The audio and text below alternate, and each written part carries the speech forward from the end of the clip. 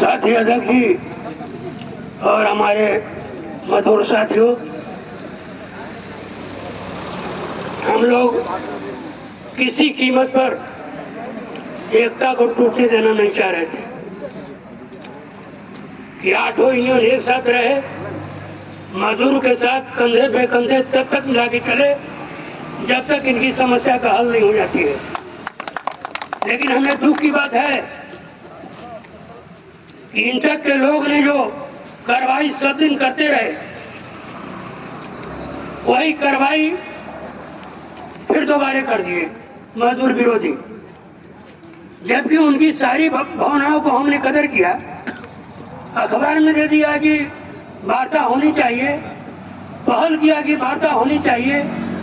मैंने उनकी भावनाओं को कदर करते हुए और उनको कहा कि साहब आप वार्ता के लिए पहल कीजिए, हम वार्ता के लिए हम मोर्चा के लोग सारे लोग तैयार हैं।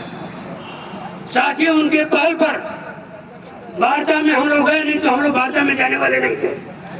मैनेजमेंट बुलाएगी तब जाएंगे हम लोग, लेकिन चूंकि हमारा मोर्चा टूटे नहीं, सारे साथ एक साथ रहे सारे साथी, इसके चलते उनको मोर्चा से हटे नहीं।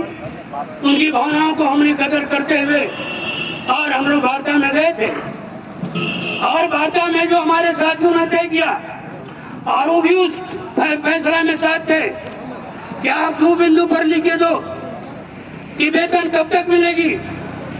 हमारे सप्लाई ठेका मजदूर है, उनका ठेका का नवीकरण कब तक होगा, ये 2 बिंदु पर उनको लिख के देना था।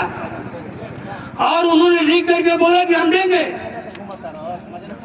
और सुबह में बात हुई, शाम में मैनेजमेंट को कर गई और उनका प्रवक्ता बन गए रिकॉग्नाइज भी उनके लोग, जबकि आप ही खुद बोले कि मैनेजमेंट लिख करके देगी, फिर आपकी सब परिस्थिति में बदल गया।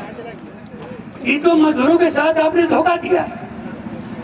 और आपको हम लोग माना कि चलो भाई, अगर कोई साथी बोल रहा है कि कोई रास्ता निकल जाए तो हम लोग को लड़ने का सत्ता थोड़े है, कंपनी के खिलाफ हम लोग काम करने वाले थोड़े हैं। हम लोग चाहते थे कि कोई रास्ता निकले, लेकिन भागा कौन? भागा इंटक के लोग, भागा मैनेजमेंट के लोग। तो क्या बाकी लोग इस मैदान में छोड़ दे मजदूर को मरने के लिए?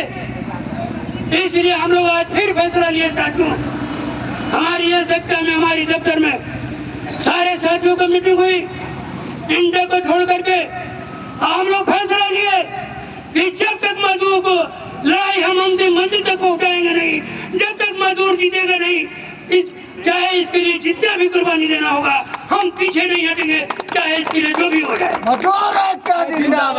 और इसलिए हम आज प्रबंधन को कह देना चाहते हैं कि तुम बराबर खिलाफी से आगे हो।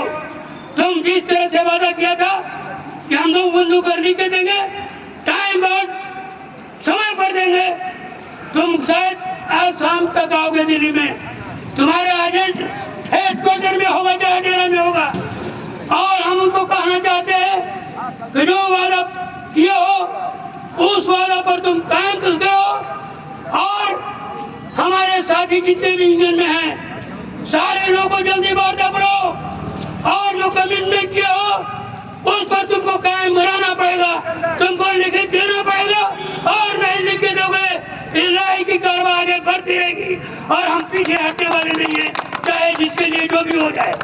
क्योंकि साथियों, अगर ये लड़ाई फेल हुआ, अगर ये लड़ाई खत्म हुई तो मजदूरों का जिंदगी बर्बाद हो जाएगी, कंपनी बंद हो जाएगी। साथियों जान लो, और कहीं के नहीं रहोगे। इसलिए हम लोग सारी शहादत देने के लिए तैयार है जब तक फैसला नहीं होता है। और इसीलिए हम मैनेजमेंट को चेतावनी देना चाहते हैं कि कल से लेकर परसों तक तुम वार्ता करो, और जो वादा किए हो कि हम लिखे देंगे, तुम लिखे दो, और नहीं लिखे दोगे इसके लिए जिम्मेवार तुम होगे, आजादी का शांति का जवाब तुम होगे, कारखाना बंदी का जवाब तुम होगा। और इसलिए इस बात को सुन लो, अगर कोई कहता होगा आंदोलन टूट जाएगी, आंदोलन तोड़ देंगे।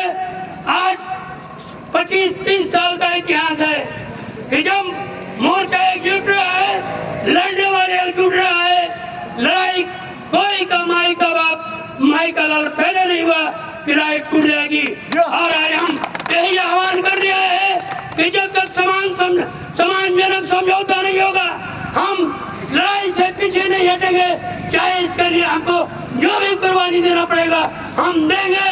और साथियों से हम कहना चाहते हैं, मजदूर भाइयों से, कि आप सारे लोग लड़ाई को तेज करो। और जैसा कि हमारा साथियों ने बोला है, देश के पैमाने पर मोदी सरकार को सत्ता से हटाने के लिए किसान और मजदूर 16 को पूरा देश का चक्का जाम करने जा रहा है। इसलिए जाम करने जा रहा है, किसानों पर हमला हो रहा है, मजदूरों पर हमला हो रहा है, पब्लिक सेक्टर बेचे जाएंगे, पब्लिक सेक्टर को निजीकरण करने की तैयारी हो रही है, अंबानी अडानी को देने की तैयारी हो रही है। और इसलिए देश का नीतियां बदलेगी या तो सरकार जाएगी। इस बार सरकार को जाना तय है साथियों, इसलिए कि 80% आम जनता गरीब किसान के साथ अन्याय सरकार कर रही है। अडानी अंबानी के कहने पर देश नहीं चलेगी, मजदूरों का देश है, किसानों का देश है, इन्हीं लोगों के कहने पर इन्हीं के नीतियों के तहत देश चलेगी।